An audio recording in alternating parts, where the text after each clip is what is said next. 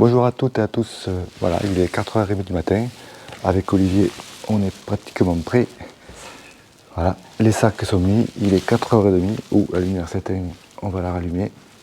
Il est 4h30 du matin, les sacs sont pratiquement montés, on va partir. Le temps a l'air calme, un peu nuageux, on risque de prendre un peu de pluie, mais normalement ça ne devrait pas être trop méchant.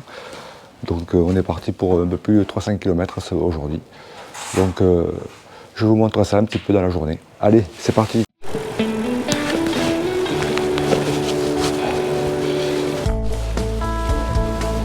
Allez, nous voilà partis dans les rues de Dax pour récupérer l'itinéraire et monter sur Mont-de-Marsan. Je suis aujourd'hui avec Olivier, mon compagnon de journée. C'est lui qui a imaginé ce parcours. Donc je pense que ça sera sympa parce qu'il y aura beaucoup de pistes cyclables et de voies vertes. Donc on sera en toute sécurité et avec nos gravels, ça ira très bien.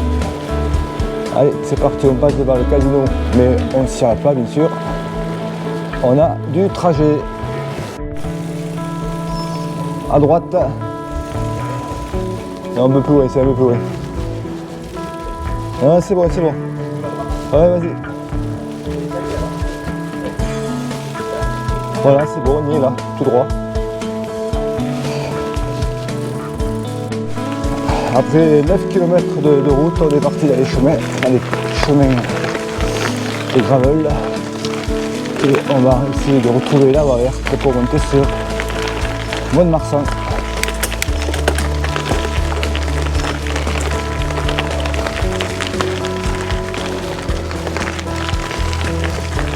Donc je ne vais pas trop filmer maintenant parce que je pense que la caméra avec la nuit ne doit pas rendre très bien.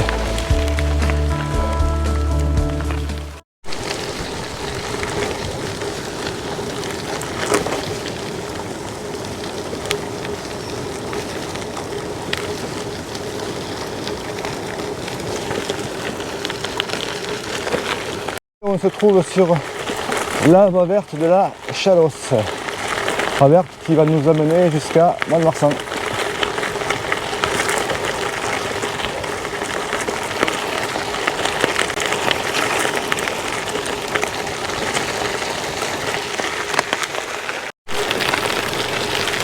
Donc nous sommes partis sur la voie verte de la Chalosse pendant un bon moment.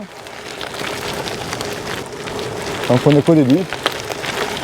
Pour l'instant il fait bon. On devrait peut-être vers 8 h avoir quelques gouttes de pluie, mais c'est pas sûr. On verra ça plus tard. C'est 15 degrés, donc c'est quand même très agréable. Ça va Olivier, tout se passe bien? Allez, ça marche.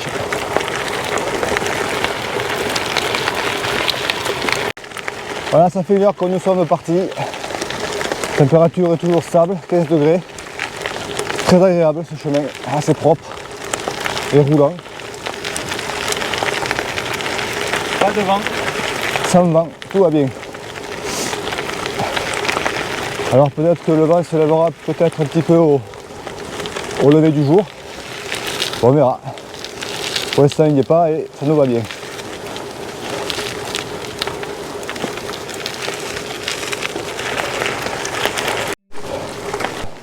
Le jour commence à se pointer. Cette voie verte est très agréable pour le gravel. Super bien entretenu. Ça roule très bien.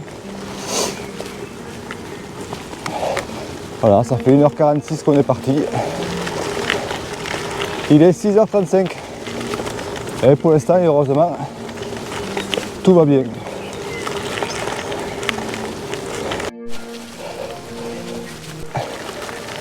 Toujours aussi agréable. Un peu couvert, mais il fait bon.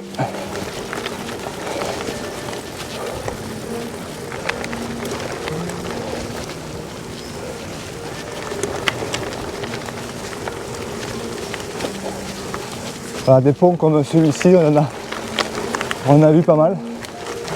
C'est beau là. C'est joli, ouais. Je suis pas sûr que j'ai assez de lumière pour la caméra, mais on verra.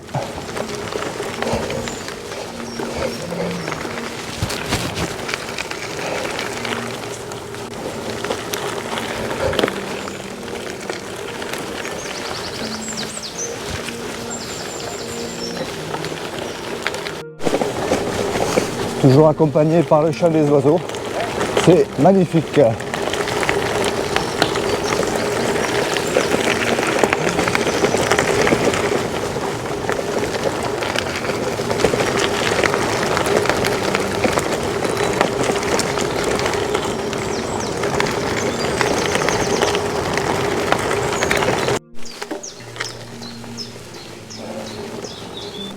Toujours aussi agréable et joli.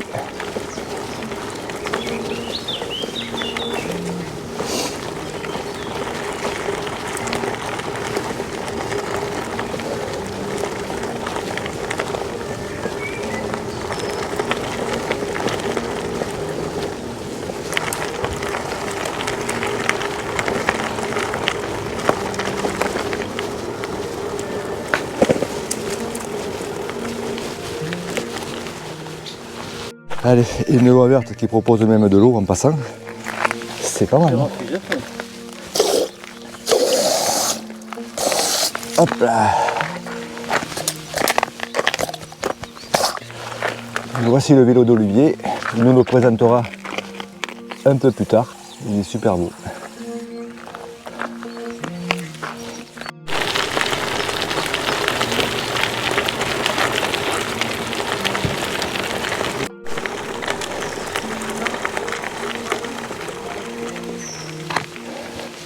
Ouais, ce pot de fer.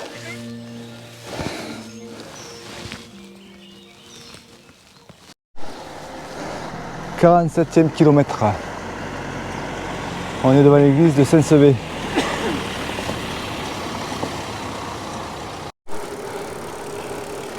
Et voilà le spectacle. C'est la troisième qu'on voit, mais celle-là, je pense qu'elle est dans la boîte. À gauche là. On arrive à Mont-de-Marsan, donc je pense que là on va boire un café tranquillement et on repartira.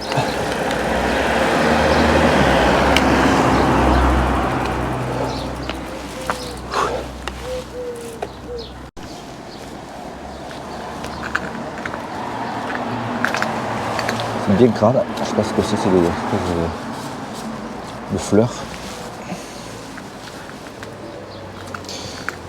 Allez, alors on est à 65 km. 66 km exactement.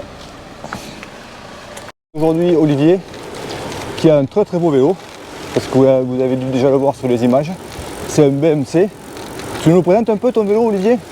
Ben voilà, c'est un BMC carbone, modèle URS.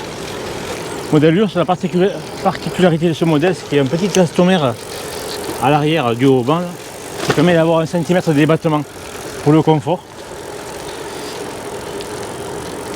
Donc voilà, c'est un vélo équipé GRX 800 en dérailleur, en plateau, monoplateau en 40, une cassette de 11,42.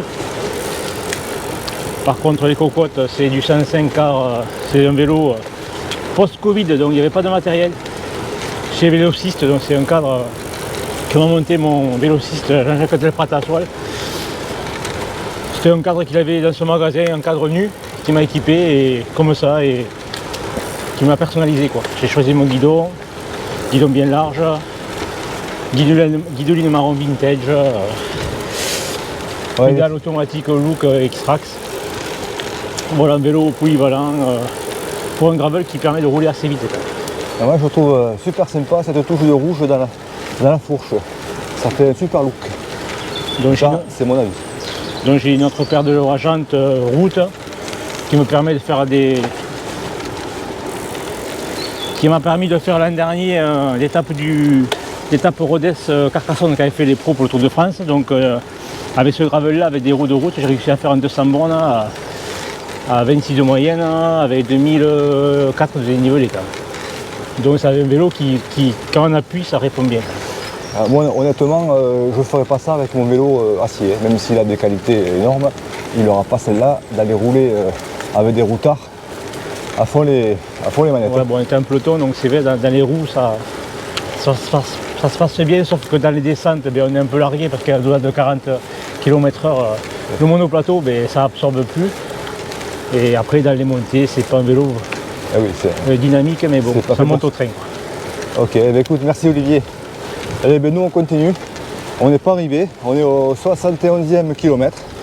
Donc ben, il nous en manque 230 à peu près. Allez, voilà. Allez, on continue, à plus tard.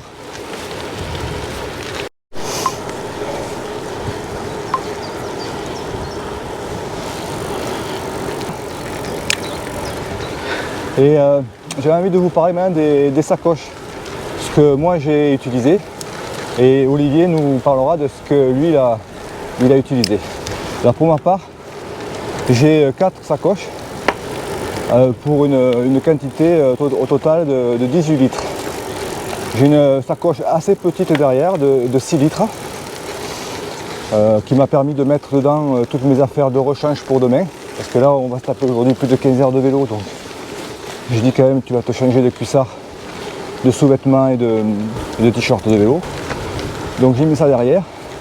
Dans la sacoche du milieu de cadre, c'est une Giant de 4 litres. Donc dedans ben, j'ai mis mes jambières, j'ai mis un peu de nourriture et tout ce qui est électronique, c'est-à-dire mon chargeur et tout, mes batteries de rechange pour la GoPro et voilà, tout ce qui est électronique. Et dans les 2 sacoches de devant, ce sont des sacoches Helmut. Ce sont des sacoches qui sont confectionnées à Chambéry. Helmut travaille avec distance, donc c'est pour ça que j'avais aussi pris en option ces sacoches. Elles font 2 fois 4 litres. Donc ben, dedans, qu'est-ce que j'ai? Ben, j'ai mes affaires pour ce soir, c'est vraiment le minimum. Une brosse à dents dentifrice, point barre, une serviette. Et dans l'autre, ben, j'ai de la nourriture pour la journée, parce que faut pas se laisser abattre et surtout pas faire une fringale. Alors voilà pour mes sacoches. Et toi Olivier, c'est quoi ton setup? Alors moi j'ai une sacoche de sel Ortlieb, 11 litres, où j'ai un cuissard de rechange, un maillot de rechange, un sous-pull, un short civil, un kawaii au cas où, petite savonnette, petite serviette et petite brosse à dents. Voilà, elle n'est pas pleine, hein, donc voilà, c'est juste pour changer de main. Après ma sacoche de cadre, c'est une Ortlieb aussi de 4 litres, où là je mets que mes appareils électroniques, batterie externe, tous mes barres, tous mes gels, tous mes câbles, et une petite enceinte aussi. Là j'ai acheté une enceinte, là, une petite enceinte Sony là, cylindrique. On l'a pas mise encore en fait. Non, on l'a pas mis encore, mais on la mettra cet après-midi pour mettre un petit peu de booster après le repas. Voilà, j'ai jamais roulé la musique, mais bon, c'est sur la première là. Sur un long parcours de 15 heures, ça fera du bien. Et puis après ma sacoche de devant, c'est une sacoche Giant. Alors le litrage je ne le connais pas. Et là je mets que mon pique-nique. Je mets mon pique-nique, du sac plastique, des trucs qui peuvent dépanner. Voilà quoi. Des trucs faciles d'accès. Si je dois faire des courses et tout, je mets tout dedans. Et voilà. Voilà, c'est tout. Voilà, vous avez un petit aperçu de ce qu'on a pu prendre avec nous. Allez, on continue. Alors nous allons récupérer maintenant une voie verte qui va nous amener à Gabarret. Si le tracteur veut bien nous laisser passer. Nous, c'est à gauche. Enfin, le tracteur il ira en face. Allez, c'est bon, c'est parti. Alors pour l'instant la météo est assez cool avec nous. On a eu quelques nuages, tout ça, mais aucune goutte de pluie. Et là on a tombé les carreaux et tout ça, il commence à faire meilleur. C'est 22 degrés. Donc ben, ça continue comme ça, on aura réussi la journée.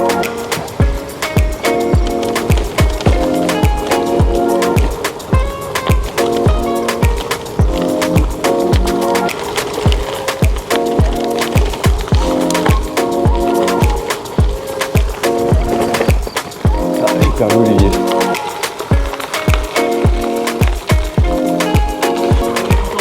Salut P. Là nous sommes dans les Landes avec des champs assez grand, irrigué. Les voies vertes ici sont super bien entretenues aussi. Et elles sont vertes. Il a dû bien pleuvoir un peu avant. Et on est dans le pays de l'Armagnac. Mais on n'en boira pas un Olivier à midi, non. On va éviter. Voilà, il y a un petit chêne. Qu'est-ce qu'il va nous faire celui-là?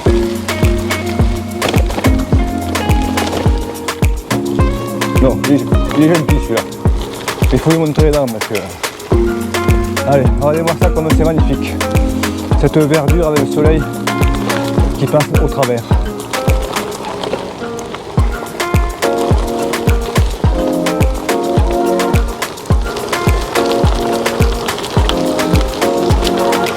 Donc tout doucement, on va s'approcher du premier 5 km. Le premier bloc de 5 km va bientôt arriver. Et bien suivant, on attaquera le second.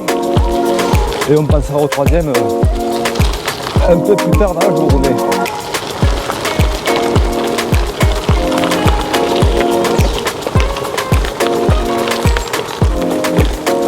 Magnifique pont.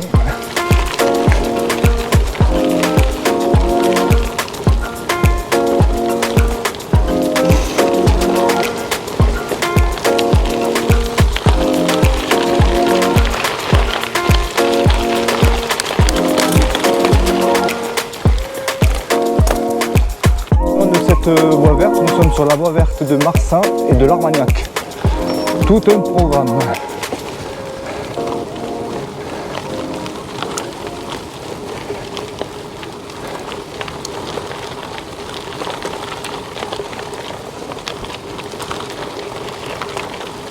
Coucou les amis, on vient de passer les 5 km, il est 11 h. On avance, pas trop vite mais on avance. Pour l'instant tout va bien. On va encore rouler encore peut-être une petite heure et et on fera la pause déjeuner. Il y a un truc que je ne vous ai pas dit sur Olivier, mon compagnon du jour. En fait Olivier c'est mon coiffeur. Et ouais, c'est lui qui me coupe les cheveux. Alors je pense que j'irai pas le voir mardi après les 450 km. Je vais attendre un peu qu'il récupère. Voilà. Donc du coup, on ne le dira pas au client. Et voilà, donc un jour, évidemment quand je vais me faire coiffer, faire couper les cheveux, devinez de quoi on parle, eh ben de vélo. Voilà. Et il m'a raconté son histoire d'amener ses parents sur Dax pour une cure et puis dire eh ben, je reviens en vélo. Eh ben, je dis écoute, on le fait à deux. Et c'est parti comme ça. Donc là on a fait 5 km. Pour l'instant, il n'y a pas de regret. On verra un peu plus tard. On verra un peu plus tard. C'est mieux à deux. Ouais, oui, tout seul ça aurait été monotone parce qu'il y a quand même pas mal de lignes droites. Donc là on peut discuter. Ah, je sens des gouttes là. Voilà. Donc allez. Ça continue.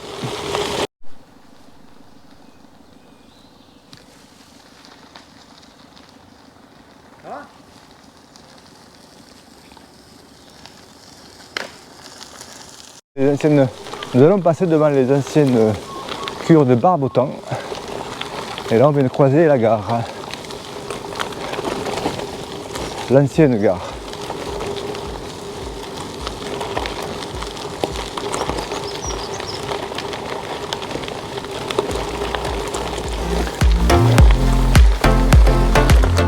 La pause déjeuner est terminée et on est reparti donc pour les 188 derniers kilomètres avant d'arriver à Roqueserrières ce soir, au nord de Toulouse.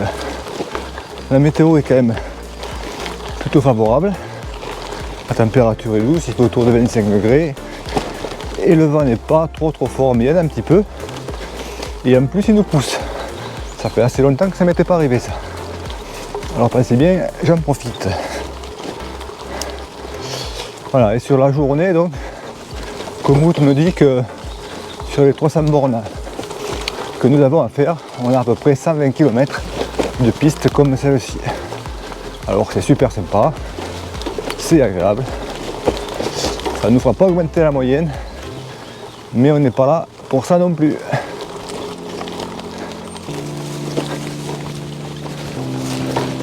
Oula, je sais pas où on va prendre. Allez, c'est parti.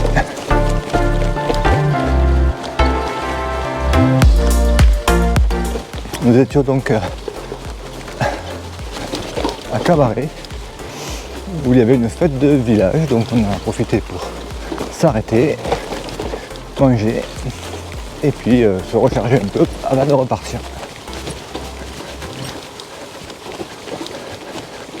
Je pense que au moins on en a jusqu'à 22 h ce soir, quoi, vu les kilomètres qui nous restent et le genre de piste qu'on emprunte.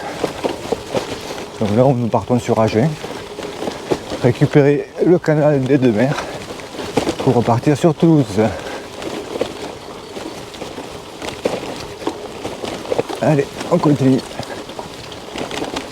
Au 126e kilomètre, on change de département, on rentre dans le Lot-et-Garonne.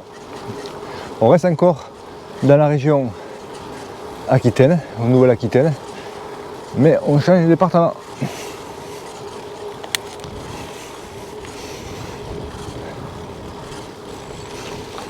Une petite montée, ça fait toujours un peu de bien parce que ça fait un moment qu'on fait du plat ou des côtes à 1%.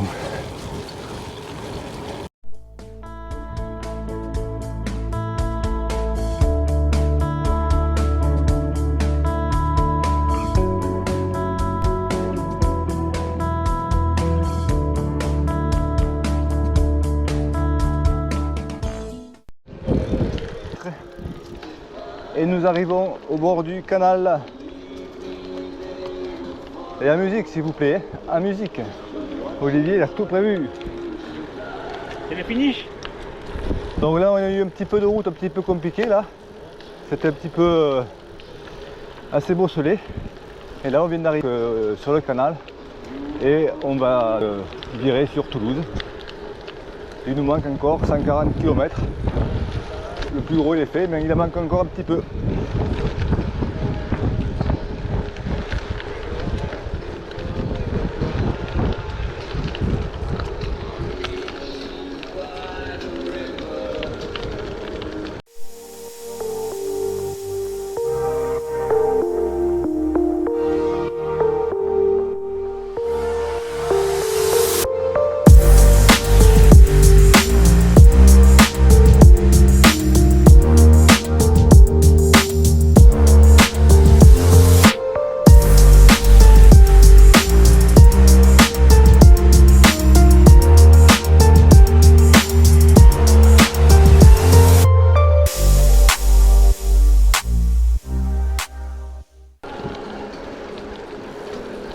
Allez, fais péter les boîtes un peu.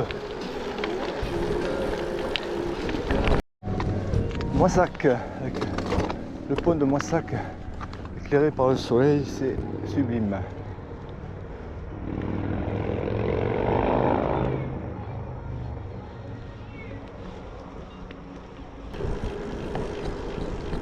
« 243 km, Castel-Sarrazin. »